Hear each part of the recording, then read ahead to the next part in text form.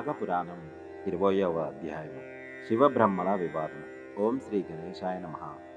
ఓం శ్రీ సరస్వతీయే నమః. ఓం శ్రీ గురుభ్యో నమః. ఋత్నుమద మహర్షి మరల ఇట్లు పలికెను. శ్రీ మహావిష్ణు తత్వమును మహత్యమును వివరించు మరి ఒక వివాదమును వినుము.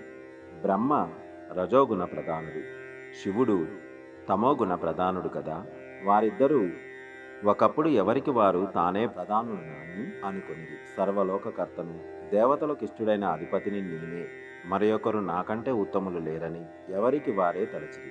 ఎంతకాలము గడిచినను వారి వివాదము ఆగలేదు. కాలము గడుచుతూనే ఉన్నది, వివాదము పెరుగుతూనే ఉన్నది. ఇట్లుండగా వారి ఎదుటనొక మహారూపము సాక్షాత్కరించెను. ఆ రూపము అనేక సూర్యుల కాంతి కలిగి తేజోమయమై ఉండెను.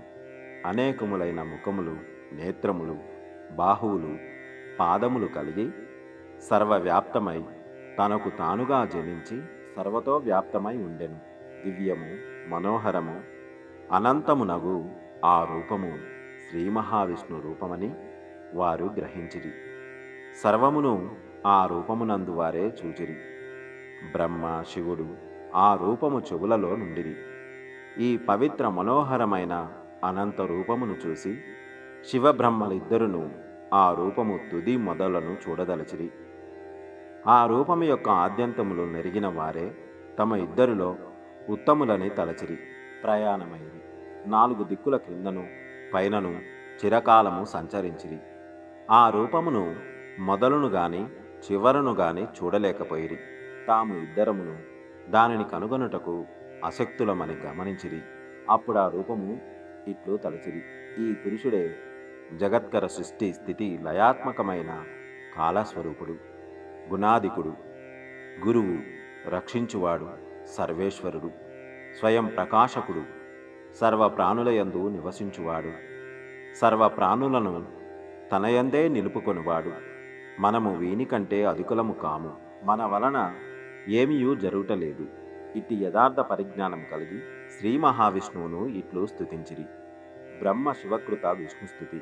ఓ అనంతమూర్తి, సర్వాధ్యము, సర్వాధారము, అనంత ప్రకాశము, సర్వ మనోహరము అయిన నీ స్వరూపమును మాకు మరింత ప్రత్యక్షమనట్లు చేయుము. సర్వాత్మక, సర్వేశ్వర, సర్వప్రాణి నమస్కృత అనుగ్రహించుము. నీవు సర్వకర్తవు, భర్తవు. నీ తేజమనంతము. నీవందరికిని అన్నిటికిని ఇచ్చువాడవు. సర్వస్వరూపుడవు, సర్వవ్యాప్త రూపుడవు అనుచు ఇట్లనిరి.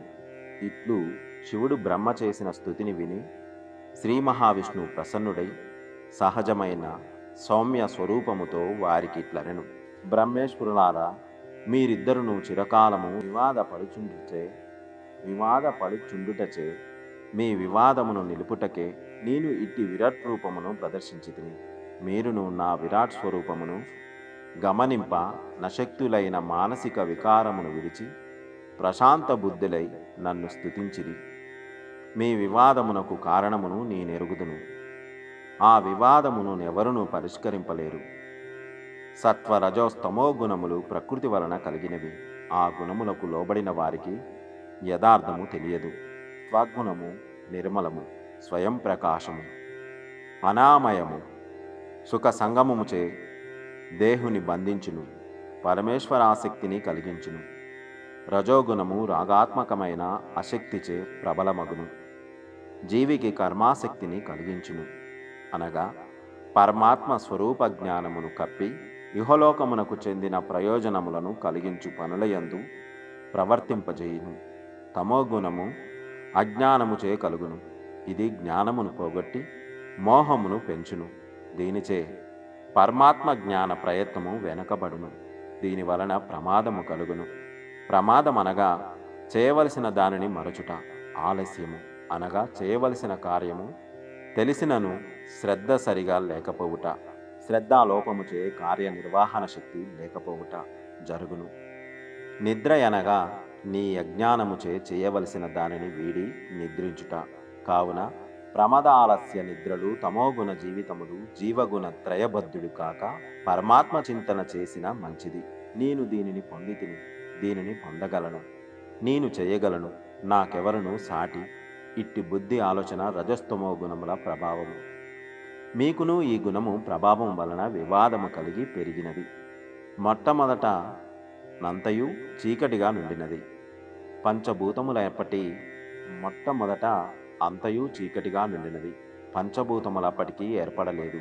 అప్పుడు నేను సృష్టి చేయుటకై మొదట బంగారపు ముద్దవలే నుంటిని. తరువాత నవయవము ఏర్పడినవి. తరువాత మన ముగ్గురము ఏర్పడితిమి. మనము ముగ్గురము సృష్టి స్థితి లయములకు కర్తలమైతిమి. బ్రహ్మ సృష్టికర్తగకు, నేను పోషకునిగాను, శివుడు లయకర్తగాను మనము ముగ్గురిము అయితిమి. కావున ఒకే దాని నుండి వచ్చిన మనకు మొదట భేదము లేదు కదా అని బ్రహ్మకు శివునికి శ్రీ మహావిష్ణు తత్వమును స్మృతికి తెచ్చెను.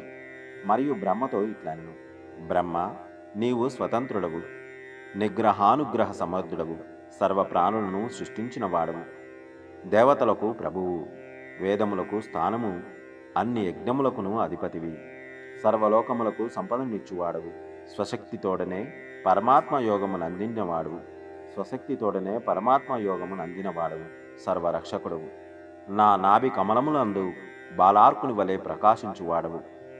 మనకు భేదము లేదు, ఏకత్వములోనున్న నేనే అనేకత్వము నందితిని.